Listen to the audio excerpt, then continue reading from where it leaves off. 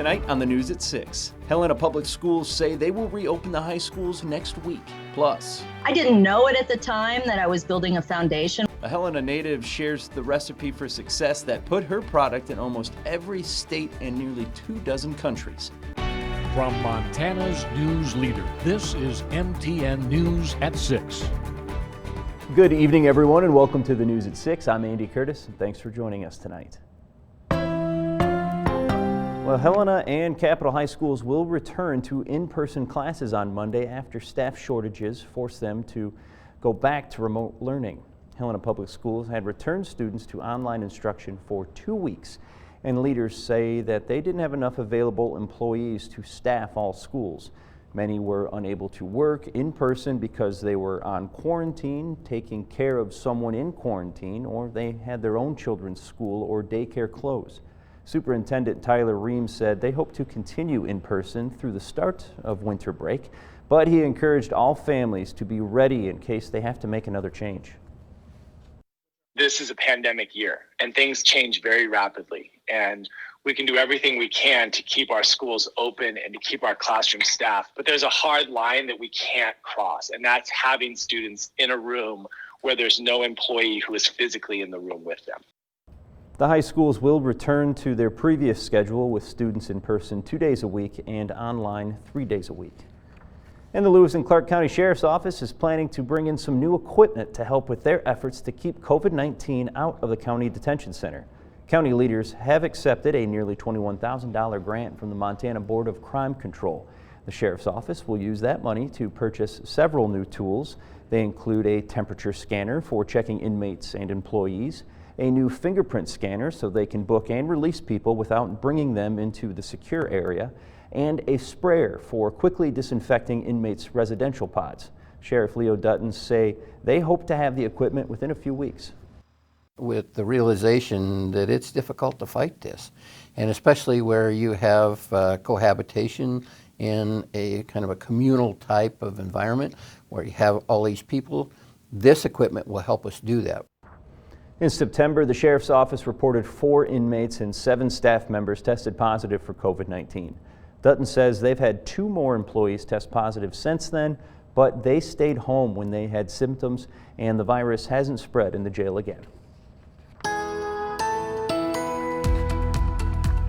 And now with a look at our forecast, Chief Meteorologist Curtis Grevenitz. Well, good Thursday evening, Andy. Good Thursday evening, everybody. Beautiful weather again here in Montana because of high pressure that is keeping all of the storminess away from not only Montana, but really a lot of the West, not looking at much in the way of any activity. However, the activity is going up and around this ridge of high pressure, and there have been incredible rainfall reports into parts of Alaska.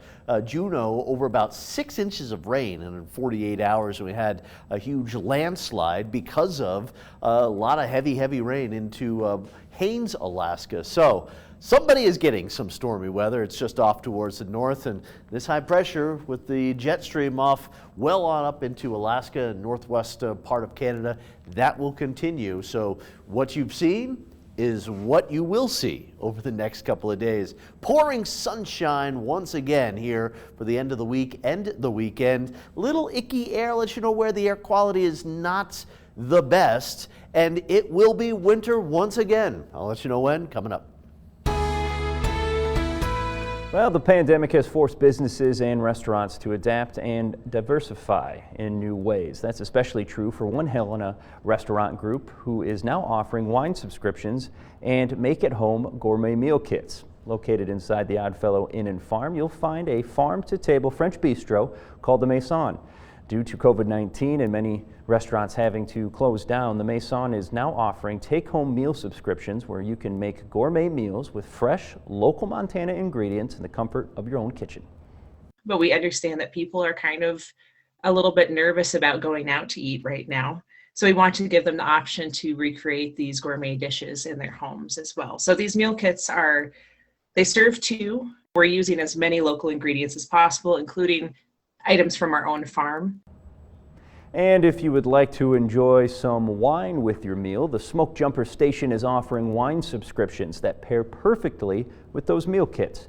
There are 3 different levels that you can choose from. Most of the wines are international. That's something wine expert Angela Britton says she's excited to bring to the Helena area. Most of it is just bringing, undiscovered wines to Montana. So we're trying to bring 3 wines a week, just, as a subscription. You can buy them a la carte, or you can buy a 5-week or 10-week package. We offer 3 separate tiers.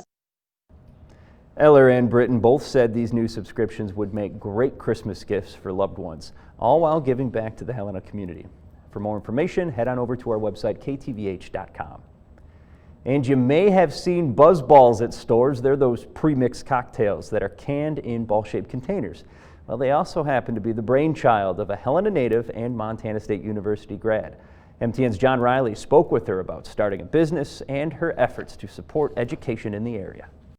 How do you break into the adult beverage scene and in a decade have your product sold in 47 states and 21 countries?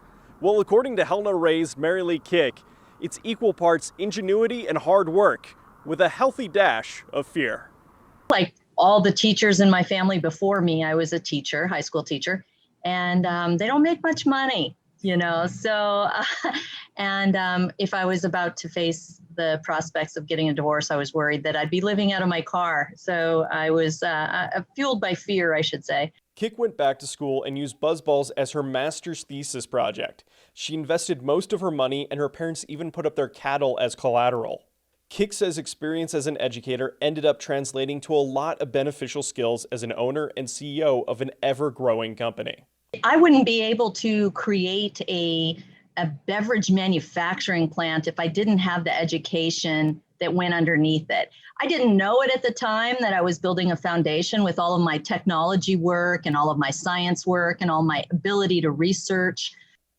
Kick's parents founded the Montana Science Institute, now known as the Montana Learning Center at Canyon Ferry. Inspired by the work of her parents and the accomplishments of the students, Kick started the Science Innovator Scholarship Program, which gives thousands of dollars each year to Helena area science students. Past recipients have studied bacteriophage proteins, the effects of sugar on human physiology, and more, all while still in high school. I like to reward nerdy, weird science students that have an edge, that have that innovation edge, that want to take on the world's problems and make a difference. Kick's advice to any aspiring entrepreneurs out there: be confident, be relentless, and don't be afraid to mix things up and find a creative solution.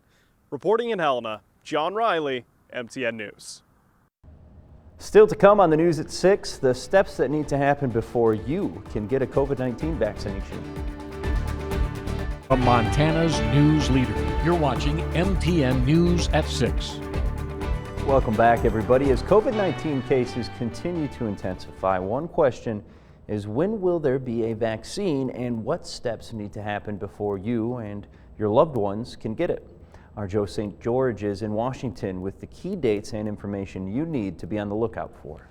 Press releases and studies from pharmaceutical companies like Moderna and Pfizer are giving hope that a vaccine may soon be on the horizon. So when will a vaccine actually be available to you? Well, circle your calendars now. On December 10th, the FDA, the Food and Drug Administration, will hold a public meeting on Pfizer's vaccine. On December 17th, they will hold a hearing on Moderna's vaccine. The FDA hearings are being conducted by what's known as the Vaccines and Related Biological Products Advisory Committee, and they could issue approval within 72 hours of the hearing taking place. But that is just the beginning. Once the FDA signs off, then the CDC will have to finalize who should be prioritized for vaccination. This week, a CDC advisory group said healthcare workers and nursing home residents should be the first. After the CDC, governors and mayors will, according to the Department of Health and Human Services, act as air traffic controllers, ordering which individuals at which facility should get the vaccine. If the current timeline holds, those orders will start going out around December 11th or December 12th.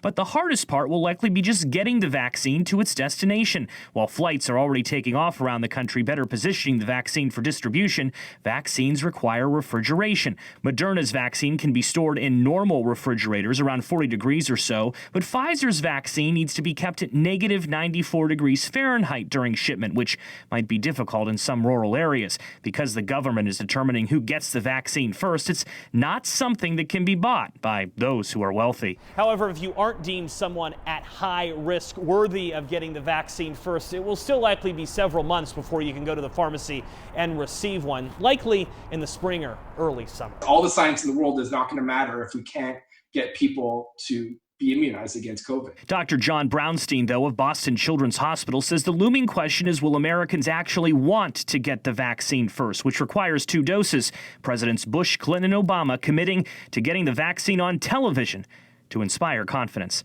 In Washington, I'm Joe St. George.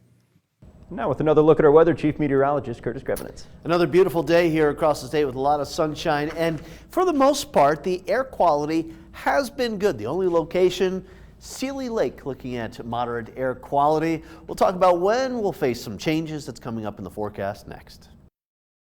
There starts now with Chief Meteorologist Curtis Grevenitz.